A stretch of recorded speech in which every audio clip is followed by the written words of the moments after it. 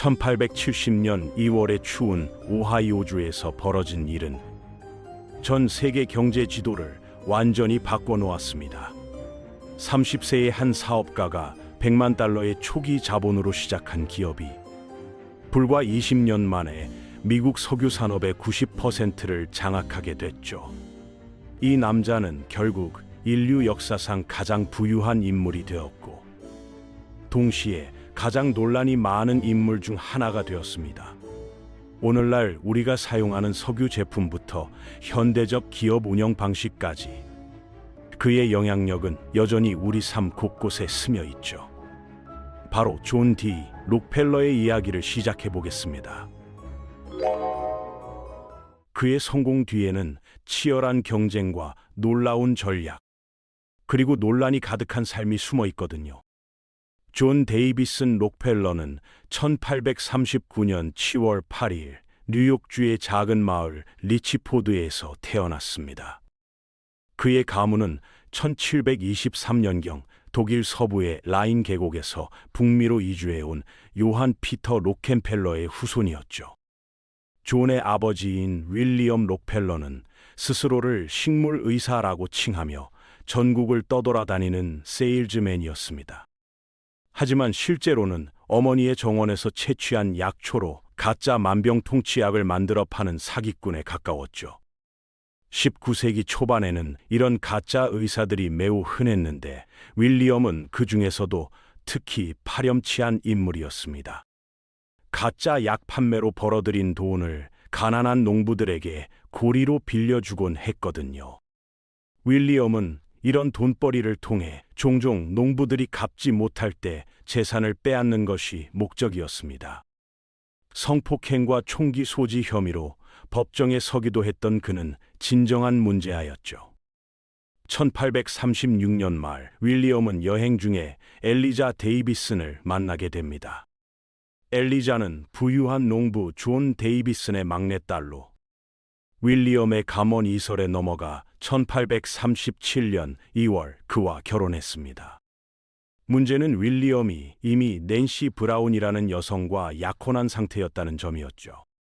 엘리자의 아버지 존 데이비슨은 딸의 결혼을 극도로 의심했는데, 엘리자의 어머니가 윌리엄과 같은 떠돌이 약장수가 판매한 약을 복용하고 어린 나이에 사망했기 때문입니다.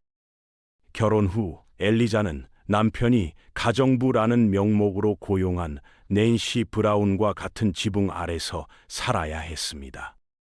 곧 낸시의 업무가 가사 일을 넘어선다는 것 명백해졌고, 윌리엄은 2년 동안 두 여성에게서 각각 2명씩 총 4명의 자녀를 두게 됩니다. 놀랍게도 엘리자는 낸시를 불쌍히 여겼고, 두 여성은 윌리엄이 집을 비운 동안 좋은 관계를 유지했습니다. 하지만 데이비슨 가족의 압력으로 결국 낸시는 두 사생아 딸과 함께 친정으로 돌아가야 했죠. 그 후 엘리자는 윌리엄 주니어라는 또 다른 아들을 낳았고, 남편이 몇 달씩 집을 비우는 일이 잦아 홀로 검소한 가정을 꾸려나가야 했습니다. 존이 3살이 되던 해, 가족은 데이비슨 농장 근처 모라비아로 이사했습니다. 1843년에는 딸 메리 앤이 태어났고, 1845년에는 쌍둥이 프랭크와 프랜시스가 태어났는데, 후자는 2번째 생일을 맞기 전에 세상을 떠났습니다. 윌리엄은 비도덕적인 사업 관행에도 불구하고 1840년대 모라비아에서 어느 정도 존경을 받았는데, 지역 학교 설립에 자금을 지원하기도 했습니다. 반면 농장 일은 자신의 품위에 맞지 않는다며 거부했고, 형인 존과 윌리엄 주니어가 집안의 많은 육체 노동을 담당해야 했습니다. 당시에는 9에서 10세의 어린아이도 어떤 형태로든 일자리를 구해 가게에 기여하는 것이 일반적이었기 때문에 소년들은 빠르게 성숙할 수밖에 없었죠. 존은 아버지가 설립한 학교에 다녔는데 특별히 뛰어나지는 않았지만 수학 계산에 타고난 재능을 보였습니다. 조용하고 내성적인 성격으로 동급생들에 비해 활력은 부족했지만 놀라운 인내심을 가지고 있었죠. 체스나 체커를 둘 때는 모든 수를 신중하게 고려하는데 시간을 쏟았는데 이런 신중함이 오히려 상대방을 좌절시키고 승리로 이끌곤 했습니다. 이러한 냉철한 판단 습관은 어머니 엘리자로부터 격려받았는데 그녀는 충동적으로 윌리엄과 결혼한 자신의 결정을 돌이켜볼 시간과 이유가 충분했기 때문이었죠.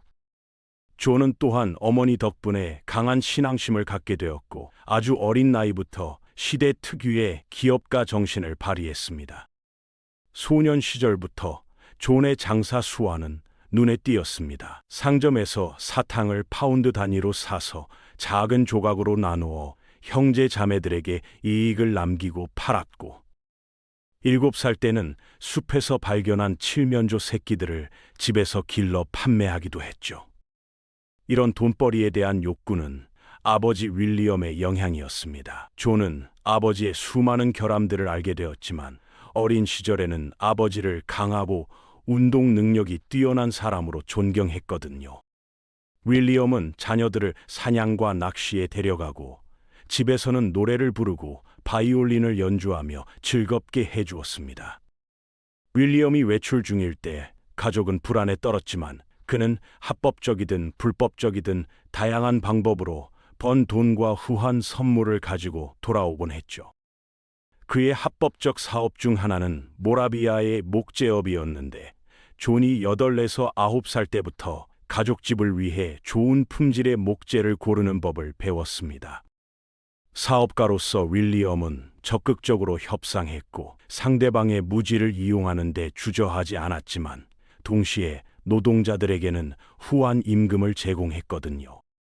훗날 존의 사업 방식도 아버지와 매우 비슷했는데 다만 아버지를 괴롭혔던 논란들은 피하려 애썼죠. 1849년 윌리엄이 성폭행 혐의로 기소된 후 모라비아를 떠나면서 1850년 봄 가족은 펜실베이니아 국경 근처의 오웨고로 이사했습니다. 아마도 이때쯤 존이 아버지를 우상화하는 것을 멈추고 그의 진짜 모습을 깨달았을 겁니다. 곧 그는 어머니를 과부라고 부르기 시작했고 성인이 된 후에는 아버지에 대해 이야기하는 것을 피했거든요. 1852년 8월 존과 동생 윌리엄은 명문 오웨고 아카데미에 등록했지만 몇 달 후 윌리엄이 가족을 서쪽 오하이오주 스트롱스빌로 이주시켰습니다. 1853년 가을 록펠러 형제들은 인근 클리블랜드의 고등학교에서 교육을 재개했습니다. 당시 캘리포니아 골드러시로 인해 미국 정착민들이 태평양 쪽으로 이동하면서 미국은 노예제 문제로 극심하게 분열되어 있었죠. 록펠러는 학교 장문에서 자신을 열렬한 노예제 폐지론자로 표현했는데 이는 새로 창당된 공화당의 이념이었습니다. 존은 대학에 진학하기를 원했지만 1855년 5월 졸업 전날 아버지가 갑자기 학교를 그만두고 일자리를 찾으라고 명령했습니다. 이 뜻밖의 소식은 윌리엄이 현재 살고 있던 이중생활과 관련이 있었거든요. 그는 수년간 여행하는 의사로 캐나다 국경을 넘나들며 1852년에 온타리오 출신의 17세 소녀 마가렛 앨런과 사랑에 빠졌습니다. 윌리엄은 10대 소녀와 교제하면서 편리하게도 국경 남쪽에 아내와 5 자녀가 있다는 사실을 숨겼고 1855년 월 앨런과 중혼을 저질렀죠. 두 가족을 부양할 재정적 여유가 없음을 깨달은 윌리엄은 큰아들에게 취업을 권했습니다. 존은 상업대학에서 3개월 과정을 이수한 후 8월부터 구직 활동을 시작했고 일하고 싶은 모든 회사의 목록을 만들어 직접 방문하며 회계사가 필요한지 물어봤죠. 몇 주가 지나도 성과가 없자 아버지는 함께 전국을 돌아다닐 수 있다고 제안했습니다. 그런 끔찍한 미래를 피하고 싶었던 존은 계속 노력했고 1855년 9월 26일 마침내 소규모 상회인 휴이트 앤 터틀에서 보조 회계사로 고용되었습니다. 그는 남은 생애 동안 9월 26일을 취업의 날로 기념했죠. 이 10대 청년은 그 일을 정말 좋아했고 고용주가 고객에게 속지 않도록 모든 청구서와 송장을 자세히 검토하고 모든 센트를 계산했거든요. 매일 오전 6시 30분에 사무실에 도착해서 종종 밤 10시가 넘어서야 집에 돌아갔습니다. 휴이트 앤 터틀에서 일을 시작하면서 록펠러는 개인 수입과 지출을 레저 A라고 이름 붙인 빨간 노트에 기록하기 시작했는데, 이 기록에 따르면 그는 돈을 벌기 시작하자마자 자선단체에 기부했습니다. 1859년까지 그는 수입의 10%를 기부했고, 침례교 선교 사업을 지지하는 한편 흑인 교회에도 기부했으며 2명의 아프리카계 미국인 노예가 자유를 얻도록 도왔습니다. 클리블랜드의 에리 스트리트 침례교회에서 일요학교를 가르쳤고 회중을 이끌고 찬송가를 불렀죠.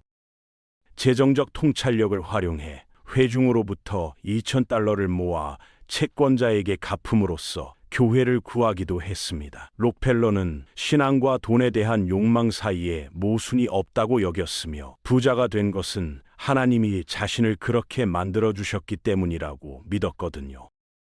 1857년 주니어 파트너 헨리 터틀이 회사를 떠난 후 록펠러는 연봉 $500의 수석 회계사로 승진했는데, 이는 터틀의 연봉 $2,000보다 상당히 낮은 수준이었습니다. 소폭 인상된 $600를 받은 후 그는 자신의 계정으로 상품 거래를 시작했죠. 임금 분쟁이 장기화되자 록펠러와 영국인 친구 모리스 B. 클라크는 1858도 4월 각자의 무역회사를 설립했고, 각 파트너는 사업에 $2,000의 자본을 투자했습니다. 록펠러는 금액의 절반은 저축으로 조달할 수 있었지만 나머지 $1,000는 아버지에게서 10% 이자로 빌려야 했거든요.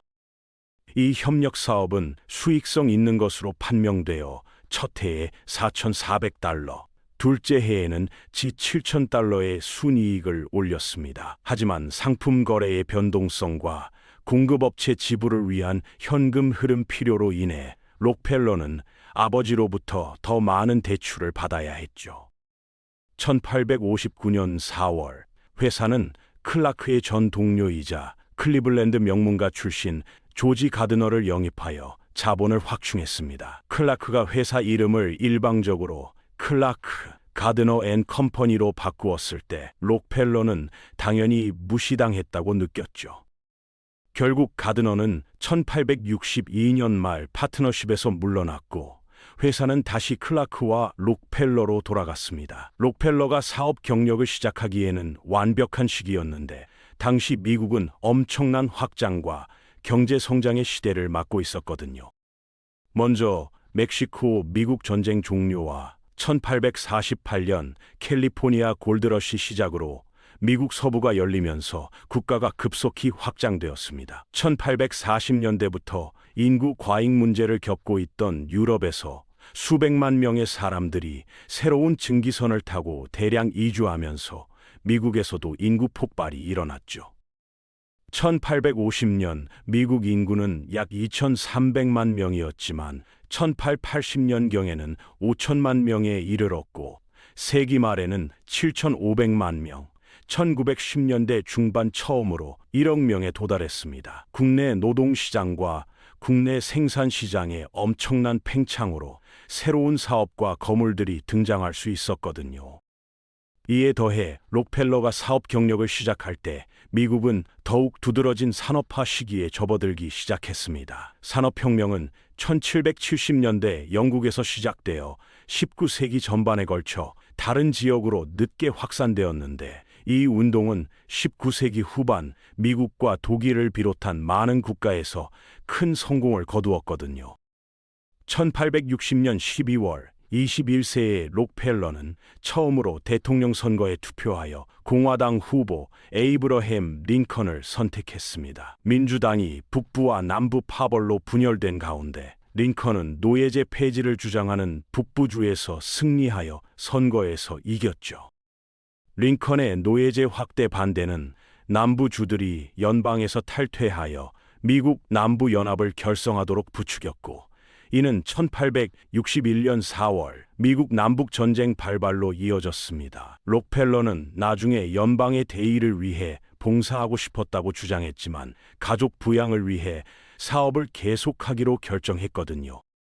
존과 윌리엄은 각각 $300씩 지불하여 대체 군인을 고용함으로써 군 복무를 피했지만 막내 동생 프랭크는 오하이오 제7 자원보병연대에 입대하여 2번 부상을 당했죠. 전쟁 중 남북 무역 중단은 클리블랜드를 통한 동서 무역에 도움이 되었고 록펠러와 사업 파트너들은 막대한 이익을 얻었습니다. 상품 거래 파트너십에서 얻은 이익을 바탕으로 록펠러는 이제 막 생겨나고 있던 석유 산업에 진출했습니다. 1850년대 미국의 급속한 경제 성장으로 조명에 대한 수요가 고래기름 공급 부족을 앞질렀거든요. 1853년 뉴욕 변호사 조지 비셀은 펜실베이니아 서부를 지나가던 중 토착 세네카족이 검은 바위 오일을 약용으로 사용하는 것을 목격했습니다. 다음 해 그는 회사를 설립하고 예일 대학의 저명한 과학자 벤자민 실리만 박사에게 암석유를 조명과 윤활 용도로 사용할 가능성을 연구하도록 의뢰했죠. 실리만의 연구는 암석유 또는 석유의 잠재력을 확인했지만 비셀과 펜실베이니아 암석유 회사는 여전히 대규모로 석유를 추출하는 방법이 필요했습니다. 1856년 비셀은 소금 추출에 사용되는 염수 우물에서 영감을 얻어 석유 굴착이라는 아이디어를 떠올렸거든요. 에드윈 드레이크를 펜실베이니아로 파견했고 몇 차례 실패 끝에 드레이크는 1859년 8월 타이터스빌 근처에서 석유를 발견했죠. 그 지역이 불을 추구하는 사람들로 붐비는 데는 오랜 시간이 걸리지 않았고 캐나다의 지질학자 아브라함 게스너는 석유를 이용해 등유라는 이름의 램프 연료를 생산하는 방법을 개발했습니다.